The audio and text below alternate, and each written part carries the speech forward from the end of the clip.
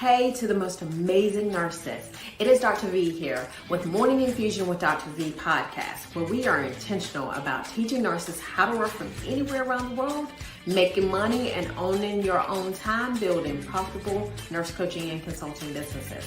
You will hear from amazing guests that have grown their companies and want to share insight into how you can do the same to change the face of healthcare as we know it. If you want to grow your businesses and leverage your knowledge as a nurse to grow wildly successful businesses at the top, instead of working your way to the top, head on over and join our Millionaire Nurse CEO group on Facebook, where you can ask questions and get updates on our live and virtual events to help you grow your businesses.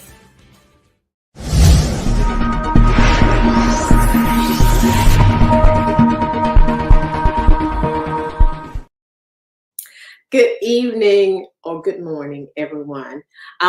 This is Dr. V, and so first we have the amazing Dr. Bridgette Jenkins. Okay, so we had a lot of technical issues before getting into this podcast, so I know it's going to be fire. Okay, so just so y'all know, so y'all need to stay in and get plugged in. Another thing is that I'd like for you to like, share, and comment on the podcast. Tell us what you like about it. Tell us what we can do better. Any of those things. So first of all, I would like to for Dr. Bridgette to introduce herself in her own words.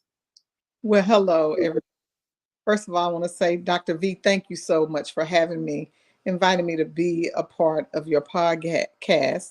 And I'd like to greet your audience. I am Dr. Bridgette Jenkins. I am this little girl from Louisiana, Baton Rouge to be specific, living in Texas pretty much my whole life, but I still call Baton Rouge, Louisiana my home. I am your bounce back coach. I am an author. I'm a registered nurse, have been for 25 years. I'm a coach. I'm a mentor to many. But most important, Dr. V, I am a child of the Most High God. I am his daughter. So I'm a minister. I'm a counselor. I serve in my church. I serve in my community in any capacity that they need me to serve in. I'm an educator. I teach a lot of health and wellness courses because I believe, just as the Bible says, that God wants us to be prosperous and in good health. I am a serial entrepreneur, author of 8 books, 2 businesses, and then I have 3 amazing adult children and 2 grandsons. So that's just a little bit about who I am. I love it. I love it. You know, the grandsons are probably the best thing out of the children. I mean, you know, they're all right. But, yeah. Them grandchildren, they special. That's right. That's right. That's right. So, okay. So, you know, we always go back and we always want to start with, you know, the reason why you even wanted to become a nurse, you know, because some of us, like me, like we never wanted to become a nurse. It was never a thing that I even thought about when I was younger. So why did you even become a nurse? Let me tell you, you know how everybody growing up, they want to be a ballerina, they want to be a doctor, they want to be this, they want to be that, a teacher. I only to be a nurse my whole life. And here's why. My grandfather, my father's parents, my grandfather was sick and he was back and forth in the hospital, and I watched these people take care of him in Jackson, Mississippi. But they were all white. And then so he got really sick and they sent him back to Texas, to Fort Sam Houston in San Antonio, Texas. And I never seen a Black nurse, never. And so I'll never forget, we were in the waiting room while grandpa was being seen, and we were sitting out with my grandmother, and I saw this lady, as Black as I am, completely in white with the nurse's hat on her head. And as she walked by, I'll never forget, it was like,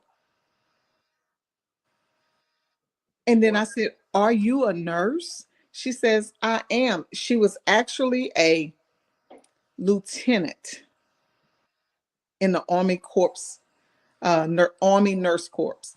And at that moment, I knew I could become a nurse. I had assisted my grandmother with taking care of my grandfather. Go getting him some water, take his temperature, put a cool towel on his head, serving him like my grandmother did. But to see all these white ladies taking care of him, I was like, this, it's a white, nurses are white, until I saw her. And from that day on, I declared that I was going to be a nurse, and I was 7 or 8 years old at that time. You know what? I love that. I love that representation. And I say that all the time because representation is everything, right? You can't believe that you can do it. And I tell the story about rounding the fountain at the hospital in which I work at. And I remember rounding that fountain, and I heard on the radio that Oprah Winfrey was a billionaire. And I was like, a billionaire with a B? Wait a minute. What is going on here? And of course, because you don't, what happens is you go back and you look at their history and you think that they have something that you don't have, right? And when I found out that her mom and her daddy met at the oak tree, and that her daddy just wanted to find out what was under her mama's skirt, and then found out, and then Oprah was born, and that she didn't have, like, I thought about myself, and I thought, well, I've never had any instances where Christmas was never promised to me, or I didn't think that I was going to get Christmas. And those were times in which she had.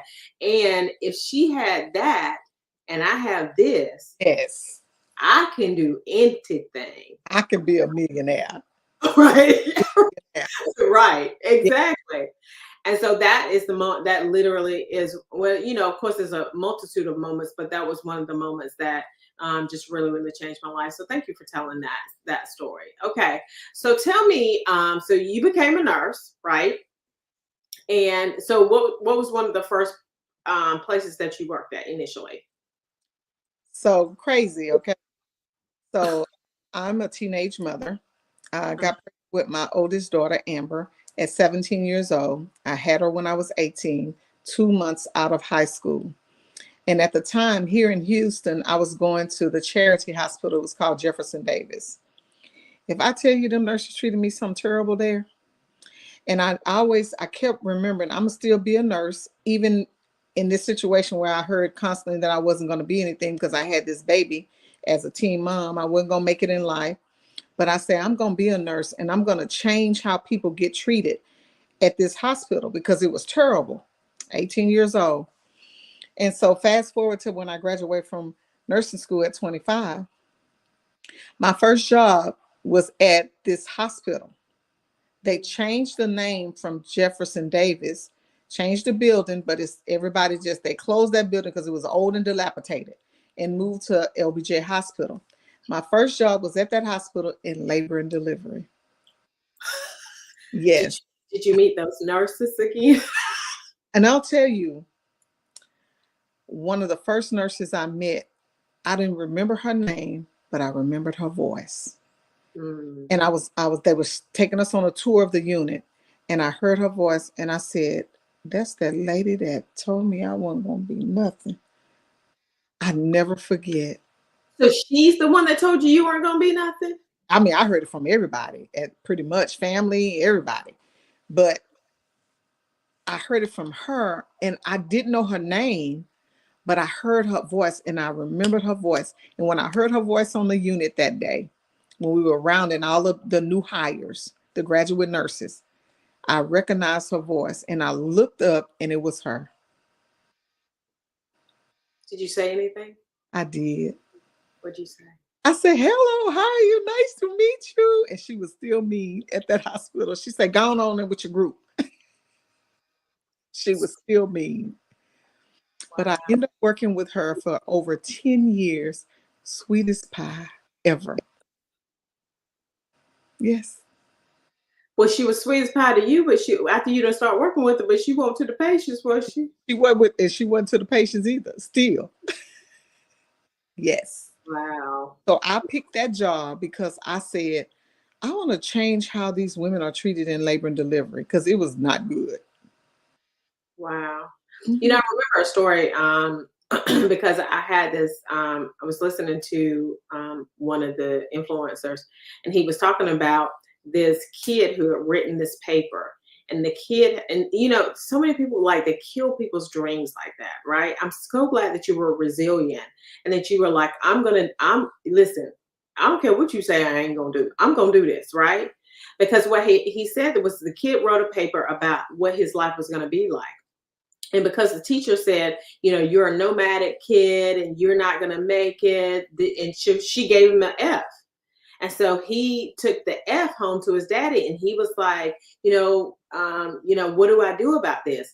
And he said, well, that's your decision. And so the kid brought the paper back to the teacher and said, you keep your F, I'll keep my dream. And so years later, because what he said was he was going to own a ranch with all these horses, and it was going to be, he described it to a T, right? And it was, I want to say, 42-acre ranch. And sure enough, that same teacher came back to that same ranch with a number of students, and she said I was sort of a dream killer at that time, but she was glad that he had made it out. Yes. That's crazy. Yes. Crazy, crazy, crazy. I love that. So, okay. So now tell me, now you go and you become a labor and delivery nurse. After you become a labor and delivery nurse, how did you transition to become a Dr. Bridgette Jenkins? Okay. So I worked in labor and delivery for 10 years. I love that place. I love what I was doing at the time. I loved my coworkers. We're all still really close now, even today, some 25 years later. And so I got sick. I started having health challenges. I was losing my vision. I was going to the eye doctor every 2 to 3 months, like, these glasses not working. He's like, we just got glasses. I'm like, they're not working. I don't understand what's going on here. And he's like looking in my eyes. He said, I don't know why. So I'm constantly, for about a year, I think I went to the eye doctor 3 or 4 times. And every time I went, my prescription changed. And so he said, I need to consult with your primary doctor because something's not right here. And so he did, and she ran a lot of tests, and she said, I really want you to go see a rheumatologist. And she said, you have headaches, you have, sometimes I'm holding a glass of water and it just drop out my hand, like I lose my strength. And so she sent me to a rheumatologist, and she started telling me that I think you have multiple sclerosis. I said, MS? She's like, yes. And she said, because your vision is changing too rapidly and you have a lot of the other signs and symptoms. And so at this point, I had to make a decision.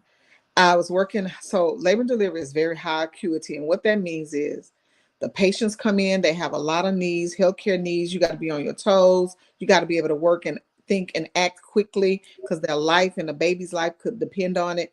And so this vision loss that I was having was slowing me down. And so I decided to leave that job. So I left the job and I went on disability while they try to figure out what was wrong with me. And running a lot of tests. But in that time, I'm not going to lie, Dr. V, I was at home waddling and crying in my grief because I loved my job. It's the only job I ever wanted. I wanted to be an L&D nurse. That's all I wanted to do. And so I couldn't do it anymore. And so I was sad. But one day I got up and I said, these kids need me. I was a single mom by this time. They need me, and I can't, if I don't do it, it's not going to get done. And so I enrolled in a school to get my master's, and I had to make a decision. So I started in women's health nurse practitioner, but then I realized that with my vision loss, it was getting too hard for me to do some of the things. So I went to my advisor and asked her, could I switch? And she's like, yeah, this is the perfect time to switch before you go into the next level. So I switched to nurse education. Mm-hmm. And I got my master's degree in nursing education and started teaching at a local community college here. And I absolutely loved it. And guess what I taught? What? OB. Health. OB. It was amazing. Loved it, and I say, okay, God, I see I can still do what I love to do. And it was so good because I took one clinical group back to the hospital I used to work at. So I got to see my friends and all the doctors and stuff again. And I loved it. It was amazing. And so as I was working with my master's, at one of the bigger colleges here in the Houston area, the opportunity came to get our doctorates. And I had already swore after I got my master's, I was going back to school again. And so, but when this opportunity came, I couldn't pass it up. And I said, Free? huh? Was it free? It was free. The school that I worked for, they said, hey, we're starting a DNP program, and we want y'all to go and tell us what we need to fix, tell us how good it is and what we need to change. So I was I was the second cohort to graduate from Chamberlain College of Nursing with my doctorate degree. Wow, I love it. So how long ago was that? I got my doctorate in 2015. 2015. I love it. I love it. I love it. I love it. And that, what you said about really because you basically, you did it for someone else at that time. You're doing it for yourself at this time. But at that time, monetizing the knowledge that you already know. And I tell them all the time, you have such a skill set. Yes. And you are saving lives. You can take that skill set outside the organization, and then you can really, really affect change within the organization. Yes. And just be and literally on your own time. Like, how cool is that? Yes. Now, I want to get to where you were on hospice. So how did that come about? So remember I told you I started losing my vision. So I lost a significant amount of vision, and then it stopped. I didn't lose any more. And I have been, this eyes have been stable since 2012. Hadn't lost any more vision. So God is good. But some other things started happening. I started having other symptoms. I was having these massive debilitating headaches and joint pain. Well, the MS diagnosis didn't come to fruition. I was negative for MS. And they was like, yeah, I just still believe you have MS because of, all the symptoms. But the doctor, my insurance changed. And so I had to go see another rheumatologist because that one was out of network now. And I went to see another one. She was looking at my chart and she said, I'm going to just run an autoimmune panel. I'm not going to be so specific. Because my ANA, the anti-nucleotide acid test, came back positive. That means I had an autoimmune disease. And I was like, okay, but we know it's not MS because they specifically tested me for that and it wasn't. So since the ANA was positive, she wanted to run just a full autoimmune disease panel. And I came back for 3 autoimmune diseases. Wow. And so I received a diagnosis of lupus, rheumatoid arthritis, and Sjogren's. And at the time of me receiving Now, can you tell the audience what Sjogren's? Sjogren's is a form of it's an autoimmune disease that affects your eyes and your mouth. It affects your mucous membranes. So you have dry eyes or dry mouth. Gotcha. And sometimes it affects other parts of your body where there's a mucous membrane. Any area of body that's always supposed to be slippery or wet, it will be dry because it attacks that part and is no longer able to produce the mucus causing antibodies that you need in your body. And then was RA, rheumatoid arthritis. It affects your joints. They can be inflamed and painful. And then lupus, it affects the entire body, and including the joints. And the form that I was diagnosed with affected my brain. And so as a result, I had multiple strokes. I had pseudotumor cerebri. So it's like I have a brain tumor, but it's not there, but my body thinks it's there. And I had a brain aneurysm. So is really, really bad in 2016. Um, it was bad in 2015, but I couldn't let it be bad because I was at the end of my doctorate. So yes, I was sick in my doctorate. Mm. I lost so my vision was starting to fade, but not from what they thought it was. It was because of the pressure in my brain, the pseudo tumor. And so I was in my last semester and I couldn't see. I could barely see. So I had one of my good girlfriends, her name is Bridgette as well. She came and she would read to me and I tell her what to type so I can do my homework. It's Oh, so important that you have good girlfriens, listen. good people around to help you, because she helped me. I'll tell them what to type. She read, because I could process what you read to me, and they type it and I get my assignments done. So yeah. And so I fought in 2016. I was working part-time. I was on disability and I was traveling with my organization, still trying to have some kind of normalcy in life, although I was in excruciating pain every day. Taking multiple pain pills, on steroids. So I was about, at this time, I think I was about 254 at this time. I weighed 254 pounds because I was on the steroids. So it was a very dark time for me.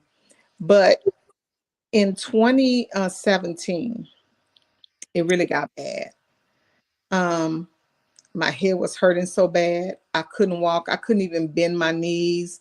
I couldn't bend my fingers. My elbows were so full of fluid. I couldn't bend my arms back. I just stayed stuck in one spot.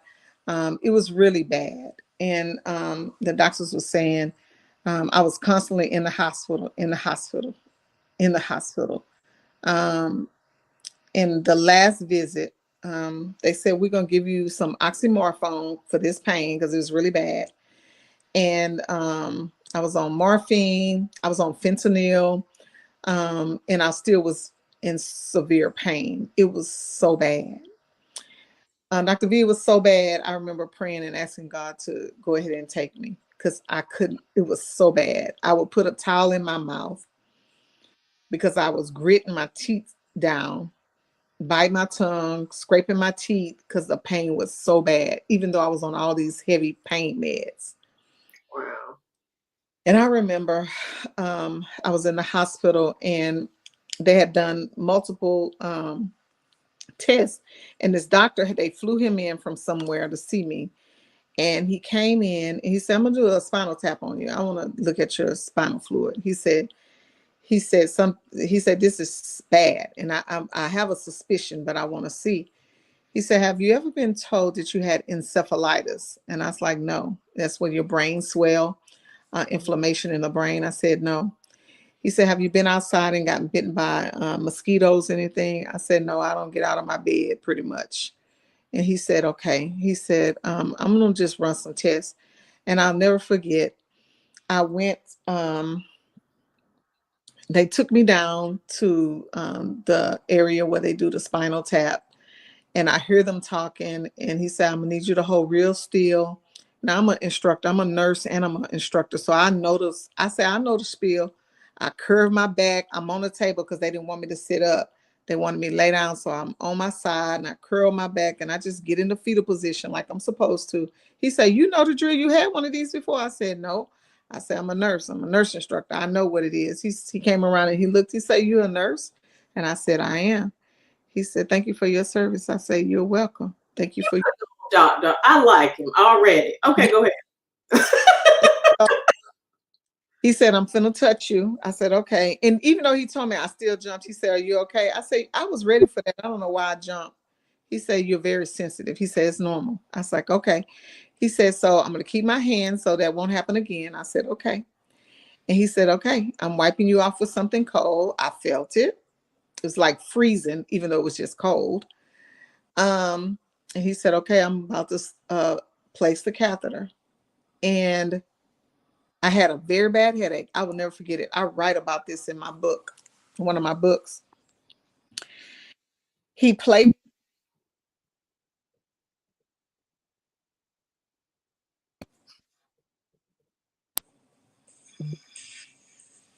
You bet. So he placed the needle, and all I remember him saying was, "Oh my God, this lady is sick." Mm. And I remember just laying there, tears just started running down my face, because to hear this doctor say this, I know I'm sick. Right. Right. Because doctors, they think they can fix anything, right? Right. And so he walked around and his gown was wet. And I looked up and he said, "How do you feel?" I said, "My headache is gone." Mm. He said, "I figured." I said, "What's that on the front of your gown? Is that CSF?" He said, "Yes." So when he accessed my spinal space, the fluid just shot out. Wow. Pressure was so much, but I felt better. So over the next 6 or 7 days, I had one almost every day. Wow. It was just constantly building up, headache. My head started hurting. They called the doctor, they come. And so on the last day, he said, "We can't keep accessing your spinal space." He said, "It's high risk for infection and death." He said, "Bridgette, there's nothing else we can do for you." Wow. And I was like, "What do you mean?" I'm a nurse. I've heard this before, right? Right. He said, "There's nothing else we can do for you." I said, "Well, what's causing this?" He says, "All the autoimmune diseases you have." And he said, "We're going to send you home. Just make you comfortable." Ugh. How did you feel in that moment? Um, I was afraid for my children. How old were they? Um, the oldest one was 5. The next one, he was 19. No, he was 17, getting ready to graduate and go off to college. And then my baby was 15. Mm. And she was home and he was here too, but he left and went off to college, and it was just she and I. So she saw me at my worst, and she was there. She actually drove me to the hospital, that last admission that I had. Um, so my play sister Deidre, she picked me up. Well, she followed me, my daughter and I home, but they gave me all these prescriptions, and the oxymorphone, the only thing that was really helping with the pain, um, we couldn't find it. She went to like 6 or 7 pharmacists. But I had the fentanyl, I had a fentanyl patch, I had morphine pills. And so we were taking that. And then that evening, a nurse came, and she was from a home health agency that was supposed to get me in. So I was having a nurse. I had a grief counselor come. And then the second day is when the nurse came from hospice. Um, and I was by myself. I was on the couch because when my daughter would leave for school, I would go get on the couch because I couldn't come down the stairs alone. And we had this thing on the door. So if they rung the doorbell, I could answer the door. Gotcha. And the door was open because I couldn't get up. It was unlocked, I should say. And so I said, "Just come in." She said she was a nurse. And I said, "Just come in. It's open." And she came in and I said, "Who you're with?" And I could barely see. And she told me some hospice. I said, "No, you got to leave." She said, "Ma'am." I said, "No, you got to leave. Get out of my house." I said, "I will live and not die and declare the works of the Lord." She said, "Ma'am, I said, "Get out of my house. I will live and not die and declare the works of the Lord."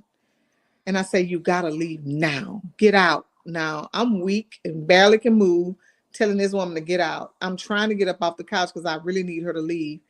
And she said, "Okay, I'm going to leave because you seem upset." I said, and I just remember keep saying, I will live and not die and declare the works of the Lord until she left.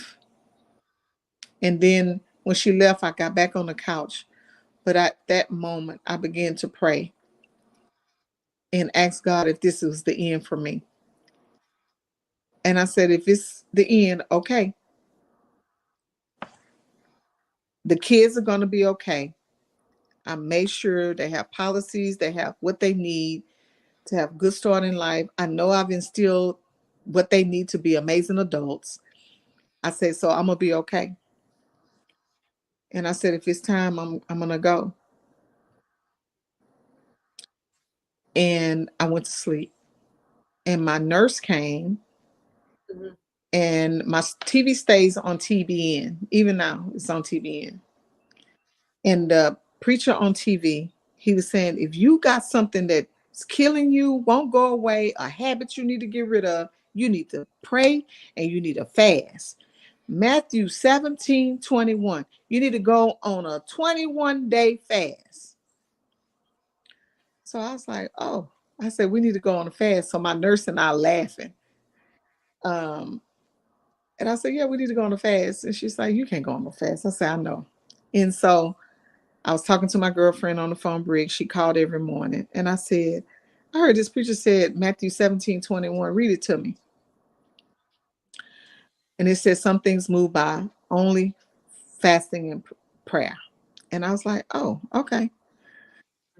And then she said, okay, well, I'll talk to you later. When I get off work, I'll call you. So we followed. Her name was Kelly Lane at this time.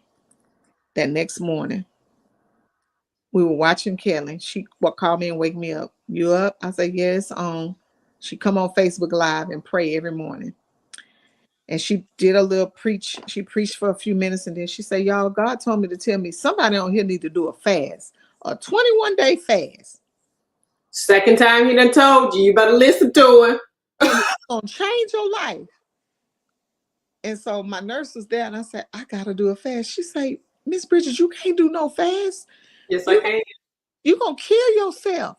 I said, and I'm gonna die anyway. Might as well fight. And he's the one that created you, right? If he is the one that created you and he's telling you to do the fast, and he's the one that can heal you. Absolutely. So anyway, so go ahead. I'm loving this story. Go ahead. Yes. And so me and Bridget, she said, Lord, I ain't never fasted in my life. I ain't never prayed this much in my life. Lord, have mercy. What am I doing? And BJ, Lord.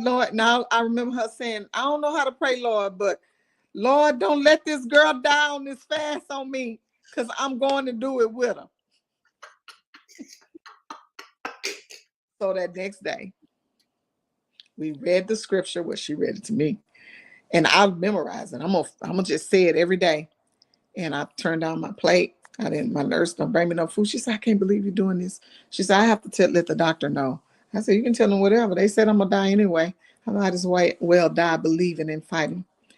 And so we did the fast. We started the fast, and Briggs even did it with me. She even made it. And I remember about day 7 or 8, my nurse said, Miss Bridget, she was looking at a paper. I say, yeah, my vision was coming back too. She say, you haven't had no morphine in 6 days? I said, huh? She said, you in pain? And I started touching my body. I was like, and I started. This is so good. Thank you, Jesus. Thank you, Jesus. I say, because you could touch me and I would jump. I was always in pain, constant pain. This is so good. I said, I'm not in any pain. Are you sure? So I don't remember when I stopped hurting, because I had hurt so long and so bad. I don't remember when the day was, but when I realized, because it had become a habit to be in pain, right? But when she brought it to my attention, I was taking my regular meds. She would just give them to me. But this morphine, you had to sign for it. You had to write it down. They had to keep a log. and I hadn't had none in 6 days. Wow. And I was like, oh my God, I got to keep going. He's moving in my life. And I was telling Breeze, and she was happy. She came to the house. We was praising God together, and I was thanking God. And I kept going, and we made it to 21 days. Nothing but water. Wow. My life changed. I was really weak, but I wasn't sick, if that makes sense. Mm-hmm, mm-hmm, mm-hmm. The pain that I had been having was gone. The joint swelling was gone. My daughter said, you skinny. All that inflammation and pain in my body was gone. 21 days. Wow. So at the 21-day mark, we was praising God and thanking God. And Kelly got on. And then she said, okay, y'all, this is the last day of our 21-day fast, because, we did it together. And she said, but somebody got to keep going. Mm. She said, God wants you to do 30 days because he's not done. Mm-hmm. She said, no, it ain't me. My girlfriend, Briggs, she said, it ain't me. I'm about to eat. About to go get me a steak. Yes, say, it's me. It's me. I'm going to go for it. I'm going to keep going. But I also heard, because I could barely move. I was not being able to move because I was hurting, because I was so weak that I needed to take some liquid, some nourishment. And I was like, okay, God, I don't know what to do.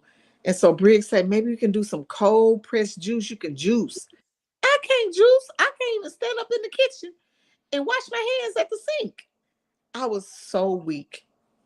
So I was telling my other friend, Dr. Erica Alexander, I was telling her about it. And she said, oh, sis, I got it. I got somebody for you. So she connected me with this lady named Tamala Austin with Jive Juice. Mm-hmm. That same day, I mean, it's like I hung up and that lady was at my house in 20 or 30 minutes with the juice I needed. Mm. So she makes the juice, and she Mm-hmm. makes a few smoothies. And my girlfriend made bone broth. And so I'm sipping on this every day, and I feel my strength coming back. Mm. By 30 days, I was walking, shouting in the living room, take a few steps, shout, take a few steps, shout. Because God did it. God healed my body on that 30-day fast. Now, if you test me for lupus, I don't even test positive for it. Wow. That. None of that medicine they was giving me, none of that stuff worked. None of it. Wow. It was God. I Matthew 17:21. Listen, and it's very ironic, because I was talking to my daughter last night about this, because we're on we're doing Lent, right? Mm-hmm. And so, and my church always participates in Lent, and I will participate in Lent, but I participate in my own way, because Yeah. I'm do right. And so, so because they be drinking all water, right? And I was like, nah, bruh. I was like, I'm not going all them 40 days without no coffee. Y'all done lost every marble y'all got. Our pastor convicted us, right? And he was like, he said, in order for there to be change in your home, you have got to participate in the fast, and everybody in your family. Yes. And so my husband heard that, right? Because my husband was kind of like I was, like, we ain't stopping our coffee. And so we have been doing water, nothing but water. And like, I'm a juicer. Like, I like cold pressed juice. Yeah. I ain't juicing, right? And so I am eating, okay? So so we've been doing that. And I was telling my daughter just last night, I said, let me tell you something about fasting and praying. It is game changing. Game changing. Like, he will come in and he will suddenly change your life. Suddenly. And so, yeah, you know, I was talking to my, you know, because we had some things that were going on in the business, and I was struggling with the business, and then suddenly, like it turned right around, and I was like, "Look at the Lord with Yeah. this water that I didn't want to drink." Look at him working out. I love it. I love it. I love it. I love it. So this has been such a great interview. And I knew it would be because we were having some crazy challenges from the very Yeah. beginning, Yeah. right? Crazy, crazy challenges. So thank you so much for coming here. So tell people where they can find you. They can follow me on social media. I am Dr. Bridgette, and Bridgette is Bridgette, the long way, on all social media platforms. And you can go to my website, it's drbridgette.com. I love it. So we are having our master class. It's coming up. You know, it's on a Tuesday, whenever. I don't know when this is going to air, but you can go to our website, vpnursing.com, and sign up for the website. And I want you to comment on Dr. Bridgette's story and tell us what you think about it. I want you to tell us all about the good, the bad, the ugly, and then also like and share this podcast because it was amazing.